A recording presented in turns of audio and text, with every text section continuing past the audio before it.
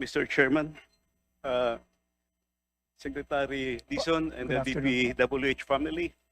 Mr. Chairman, before I proceed to ask my question, I would like to make a short manifestation. In 2025, Davao region's economy grew by 5.1%, outpacing the national GDP growth of 4.4%. Davao region is the fifth largest regional economy in the Philippines and the fourth fastest growing out of 18 regions. This was affirmed just the other day, August 24, by no less than the Finance Secretary in Davao City. 5 of 6 Mindanao regions beat the national growth rate in 2025. In that same period, the Philippines' national infrastructure spending has fallen for 12 consecutive months through mid-2026. Gross fixed capital formation contracted 13.7% in Q2 of 2026. Public construction has stopped being a growth engine for the economy. Yet, under the fiscal year 2027 NEP, the DPWH own agency budget is proposed to rise to 642 billion, a 21.3% increase, with direct infrastructure outlays rising from 396 billion to 545 billion, a 37.5% increase. The department is getting bigger. The region I represent is growing faster than the country. But the district engineering office responsible for my constituents in Davao City, which covers the 3rd legislative district, has been programmed for only more or less 500 million pesos in this step. This is way below my district requirements. That is my manifestation, Mr. Chairman. Now to my question.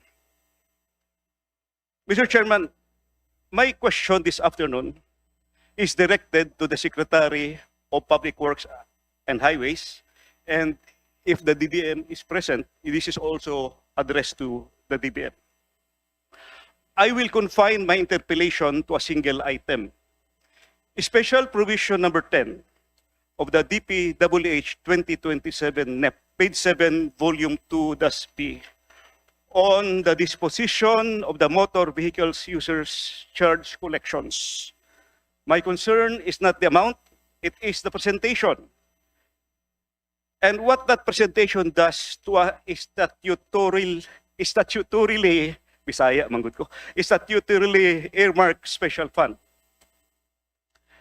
Mr. Secretary, in the fiscal year 2026, and even in the previous years, the Special Road Fund appeared as a standalone PAP or program activity and project under the DPWH Convergence and Special Support Program entitled Special Road Fund Motor Vehicles User Charge with a peso amount of 14,833,952,000.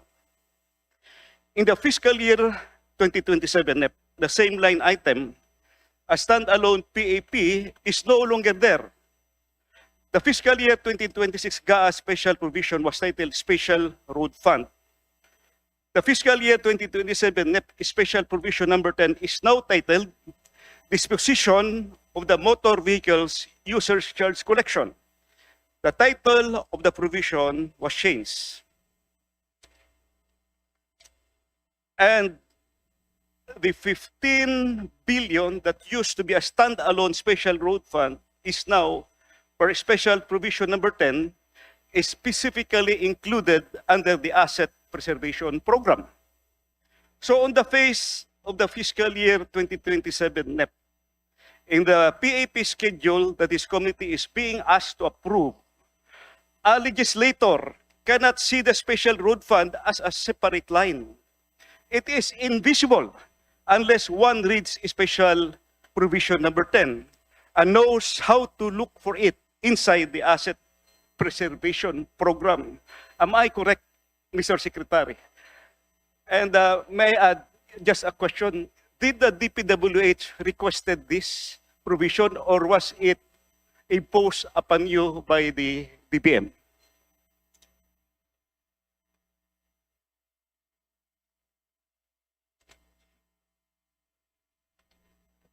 Mr. Chairman, if I may, the Kasi tama po si Congressman Ungab. This is, I think, a special provision for this year. For this year. May I ask po our Undersecretary for Planning, with the indulgence po of our Honorable Congressman from Davao City, Undersecretary Nick Conti, to respond. Thank you, Mr. Chair, and maraming salamat po, Congressman, for that question. Tama po kayo, in the previous years, itemized po yung MBUC. But for this year, following yung amendment nga po nung Republic Act H794 by Republic Act 11239, kung saan nalimit na po yung gamit ng MBUC dito po sa construction, upgrading, repair, and rehabilitation of roads, bridges, and road drainage. So ang ginawa po dito by attribution, meaning there are projects in the asset under organizational outcome number 1 on asset preservation for construction, upgrading, repair, and rehabilitation of roads, bridges, and road drainage, which are actually attributed po, yung magiging source po, Mr. Chairman, Honorable Congressman, galing po doon sa MBUC, which are collections that should be remitted to the Treasury under a special account in the General Fund.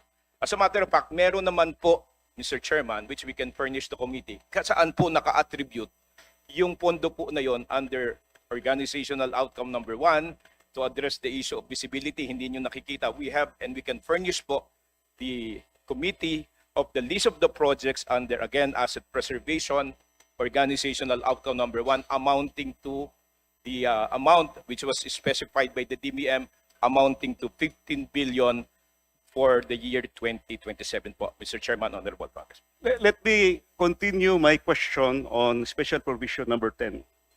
Mr. Secretary, would you agree that a special road fund is a special fund within the meaning of Article 6, Section 29, Paragraph 3 of the Constitution, that is money collected on tax levied for a special purpose to be treated as a special fund and paid out for such purpose only? And the Asset Preservation Program, on the other hand, is a regular DPWH program funded.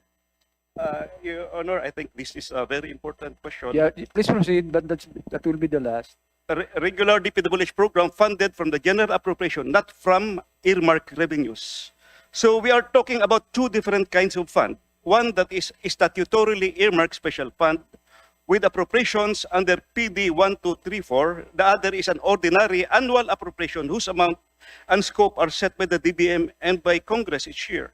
Under Republic Act 8794 as amended by RA 11239, the MBUC earmark funds cover construction, upgrading, repair, and rehabilitation of roads, bridges, and road drainage.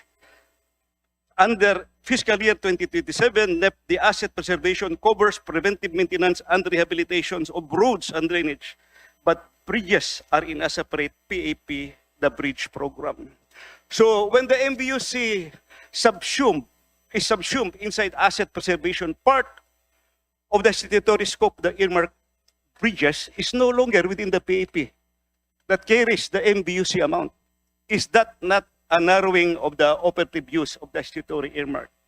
So diretsuhin ko na lang, tapusin ko na lang yung question ko. Now, special provision number 10 requires the DPWH to disaggregate the asset preservation program and submit to Congress the list of regular versus MBUC funded asset preservation projects within 15 days from the effectivity of the GAA. That report is submitted after the GAA is approved and takes effect. It cannot inform this committee's deliberations on the 2027 appropriation because it does not yet exist when we vote. Instead, the special road fund were carried away as a separate PAP line on the face of the enacted GAA as it was in the 2024, 2025, and 2026.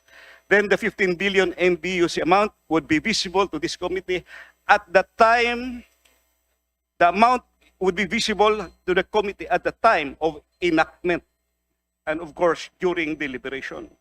And the 15-day post-effectivity disaggregation would not be necessary at all because the fund would already be separately visible in the GAA. Have we retained the previous standalone PAP for special road fund? So the 15-day disaggregation, again, and the 15-day post-effectivity disaggregation report would not necessarily at all, because would be already separately visible in the GAD. That is, if we follow the same 2026 and previous years. So the 15-day disaggregation requirement in the special provision number 10, in effect, is a workaround for a problem later on. It's self-creating by removing the standalone PAP. Let me emphasize that post-enactment project identification has already been struck down by the Supreme Court. Last 10 seconds. Lastly,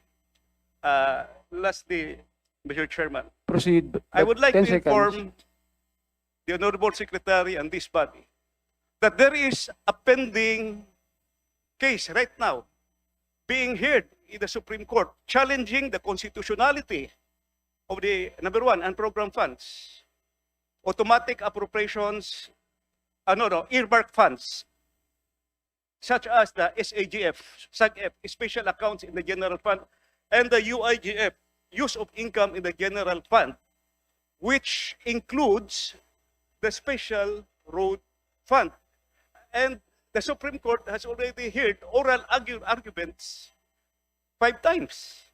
So I think everybody of us here knows that there are several cases already ruled that a General Appropriations Act, which is a general law, cannot amend a special law, which is the MBUC and its amended version. So your reply.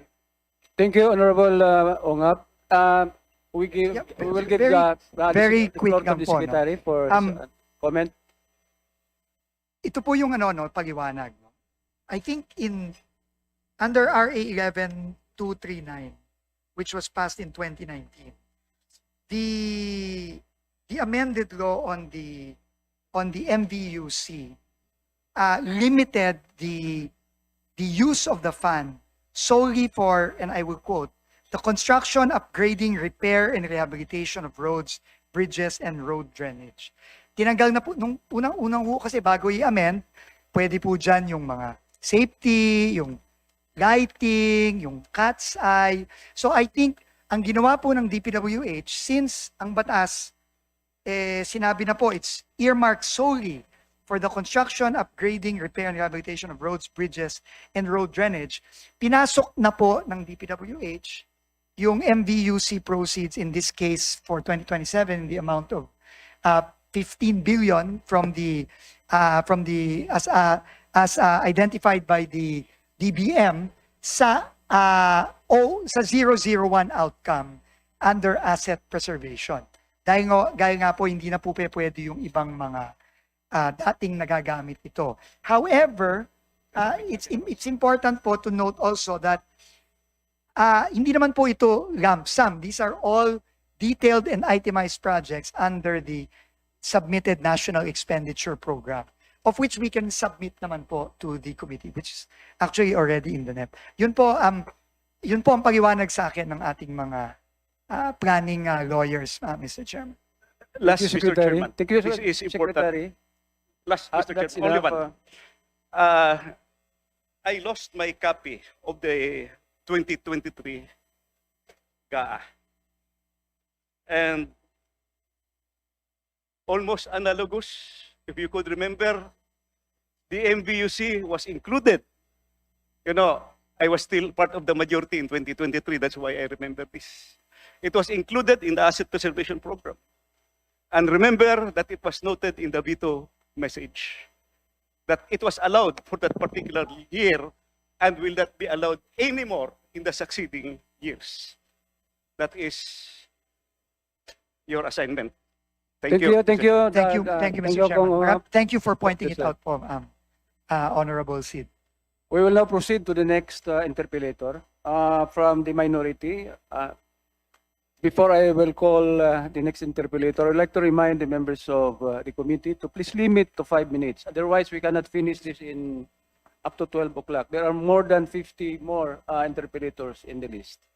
So I'd like to request Honorable Sara Elago. Thank you, Mr.